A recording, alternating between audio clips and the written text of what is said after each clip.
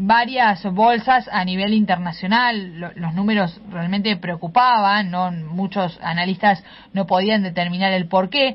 Lo cierto es que, bueno, queremos hablar sobre este y otros temas con Jorge Altamira, que es dirigente del Partido Obrero y está en comunicación con nosotros. Jorge, buenas tardes, ¿cómo le va? Hola.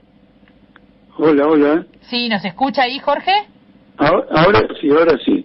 Le corrijo, yo no estoy en el Partido Obrero. Ah, bien, vale la aclaración entonces, discúlpeme. Soy dirigente del Partido Político Obrera, que es una escisión del Partido Obrero. Perfecto, vale la aclaración y le pido disculpas entonces al respecto. Jorge, ¿qué análisis podemos hacer de lo que sucedió justamente en la jornada de ayer con esta caída abrupta de muchas de las bolsas, incluso a nivel internacional? Sí. De modo, eso se estaba viendo en las semanas previas, pero claro, las cosas que las quiere registrar, porque a lo mejor dicen que asustaría al público, ese tipo de cosas, pero mire, esencialmente lo que ocurrió es esto. En primer lugar, un fenómeno que hay que tener en cuenta muy importante es que las grandísimas empresas, las más modernas, las más tecnológicas, trabajan con inteligencia artificial, atrajeron una gran cantidad de capital para sus acciones a esas empresas, en la perspectiva de que ahora con inteligencia artificial, etcétera, eran los grandes nichos de beneficio. Sí. En realidad las empresas estas no están generando gran beneficio. La cantidad de dinero que atrajeron fue nada más que especulativo, es decir, fue una expectativa, pero sin fundamentos en la realidad. Y cuando anteayer se fueron presentando los balances, la cuenta de beneficios que habían obtenido no correspondían a la cantidad de dinero que se había invertido en la compra de acciones. Esto es muy importante porque, a ver, en la economía moderna, estas son las empresas de punta. Sí. La empresa de punta, con todo el respeto, ¿no? Pero no es una industria textil, no es una industria de zapatos. Las que van a construir todos los procesos tecnológicos importantes, se las llama, inclusive en el título, se las llama las magníficas 7.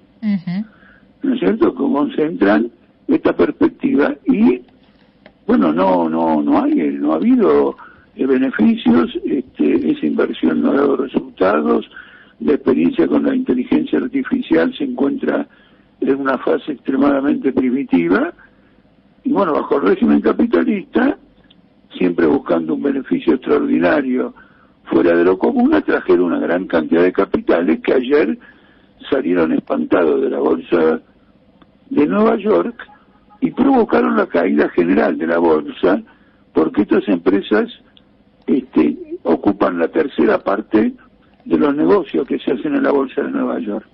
Este es uno de los factores que entiendo que es muy importante. El otro factor muy importante, que es difícil a veces explicarlo porque estaba tan escondido, es el rol de Japón. Sí. Japón es una economía que está estancada hace 40 años. Claro, que eso sorprendió y mucho, ¿no? Por esa también esa... En mi opinión, y hace mucho tiempo que yo le vengo diciendo a los compañeros, miren, el problema es Japón.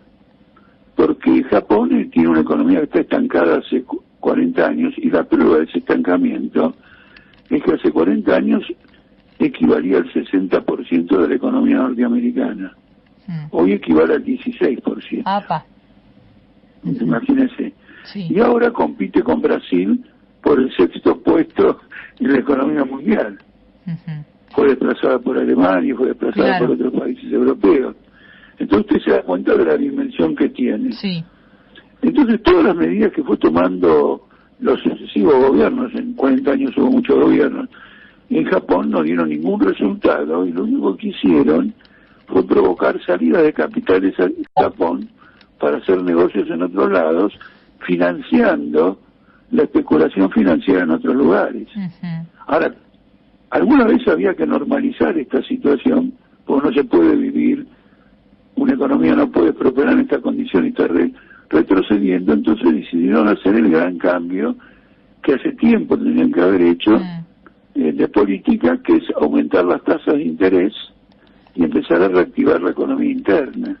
Sí. Japón es un país que, además de lo que le dije, está en una muy mala situación porque es el país más endeudado del mundo. Qué paradoja, ¿no? Claro, porque se endeuda el Estado para rescatar a los grupos capitalistas que no hacen los beneficios necesarios y no salen de la crisis. De paso, permítame decirle, esto demuestra que Milei está completamente equivocado cuando dice que un país está muy endeudado porque gasta mucho. Japón no gasta absolutamente nada. Y sigue endeudado. Pero el más endeudado, le digo, 330% del PBI. Bueno, qué números, claro. Los números, Argentina tiene un 100%, Estados Unidos tiene un 130%. Hace referencia a Estados Unidos, Jorge. ¿Es posible una recesión? Había como un temor al respecto en los Estados Unidos.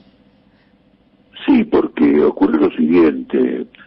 Han estado discutiendo mucho este aspecto y han permanentemente buscado tomar medidas para evitar esta recesión, pero los datos de empleo que también se presentaron en esta fecha desilusionaron porque creció la desocupación. El crecimiento de la desocupación y la reducción relativa de la contratación de trabajadores es un síntoma de recesión industrial. ¿No es cierto? Ahora, como las empresas norteamericanas están muy endeudadas, y algunas de ellas están tan endeudadas que no pueden pagar los intereses de los préstamos que recibieron, con el dinero que les entra, no digo con la ganancia, porque no todo el dinero que le entra a una empresa es ganancia, hay que pagar otras cosas. Las ganancias no alcanzan para pagar la deuda, pero tampoco alcanza el monto global de dinero. Entonces los diarios han estado informando que se han iniciado muchos concursos de quiebra en Estados Unidos por estas empresas que son conocidas como empresas basura, digo en inglés, ¿no? En inglés, sí, la traducción, exacto. En la traducción no quiero decir que yo digo no, está muy que la gente que está ahí sea basura, por favor. Claro. Entonces son distintos síntomas. En este aspecto simplemente lo único que se puede decir es que hay que ver cómo sigue este proceso. No necesariamente tienen que ir a una recesión, porque se ha agudizado la crisis comercial, la guerra con China comercial, y además porque por primera vez los analistas internacionales, los que siguen los balances y siguen con detalle todo, incorporan en este estallido de las bolsas lo que ellos llaman el factor geopolítico. Dicho en castellano, la guerra. Y ahora hay una situación de escalada militar, todo el mundo está escribiendo de que va a haber una guerra entre Israel y Irán. Sí, está muy complejo el Medio Oriente y los países. Estos factores retraen la economía, retrae la inversión, nadie sabe en qué va a terminar todo esto, nadie invierte. Y al mismo tiempo los estados que están endeudados multiplican sus gastos para ganarle la guerra al rival. ¿Y porque qué pasa? La guerra es esencial. Claro. Sí. No, perdón, Jorge, que lo interrumpa. Digo, ¿qué pasa en nuestro país en cuanto a esto? En el sentido de, bueno, usted nos decía recién, Milei está equivocado, o el mundo le está, o las bolsas, ¿no? Le está mostrando al mundo, a Milei no es por este camino, pero ¿qué pasa en nuestro país que no se termina de afianzar esta situación y el cotidiano ya no aguanta más, ¿no? La gente no nos llega. El cotidiano no aguanta, el cotidiano no aguantaba antes de esto. Claro. La recesión industrial en Argentina es muy fuerte, porque ya se la compara con la recesión en periodo de pandemia, cuando la gente estaba encerrada, imagínense, las jubilaciones y los salarios han caído muchísimo, no hay obra pública, no, la situación es muy seria. Usted fíjese que crece la pobreza a niveles venezolanos. Es muy grave la situación. Ahora, ¿qué significa esto para Milei?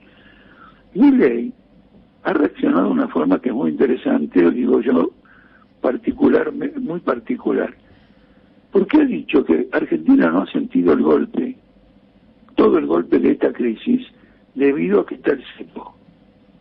Ahora, la política de Milei es sacar el cepo.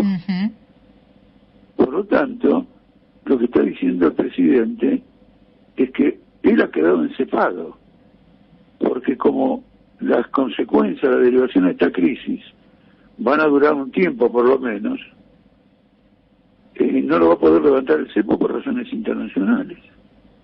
Y como tampoco las condiciones nacionales lo están permitiendo, vamos a vivir bajo el régimen económico de Kicillof y Cristina Kirchner, que fueron los que inventaron el cepo. Claro. Sí, porque estuvimos muchos años viviendo dentro del cepo, ¿no? ¿Para qué vino? Entonces, pero acá vino el siguiente tema. Bajaste a los jubilados. ¿Por qué?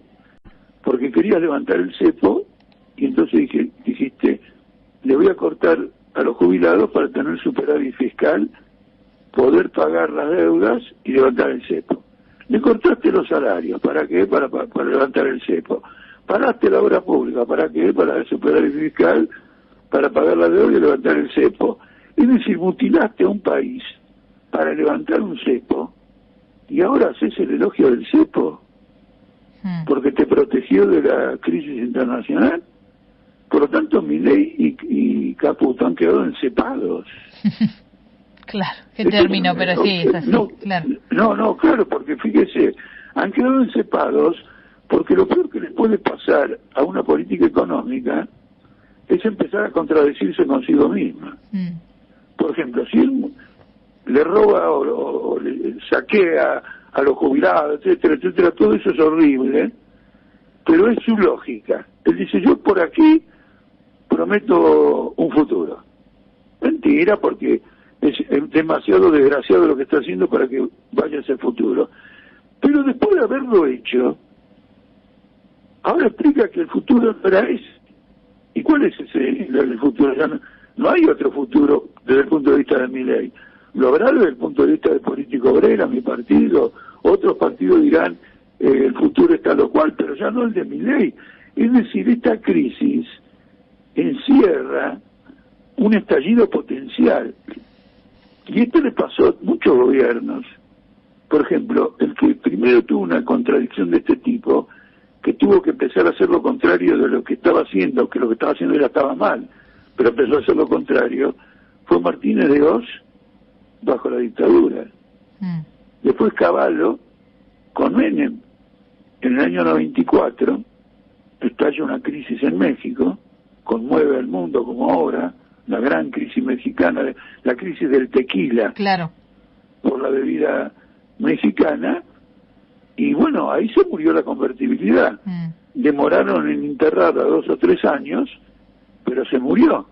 Claro. Entonces esto, es el análisis que hago, es una señal de que todo el esquema de Milei y Caputo fracasa.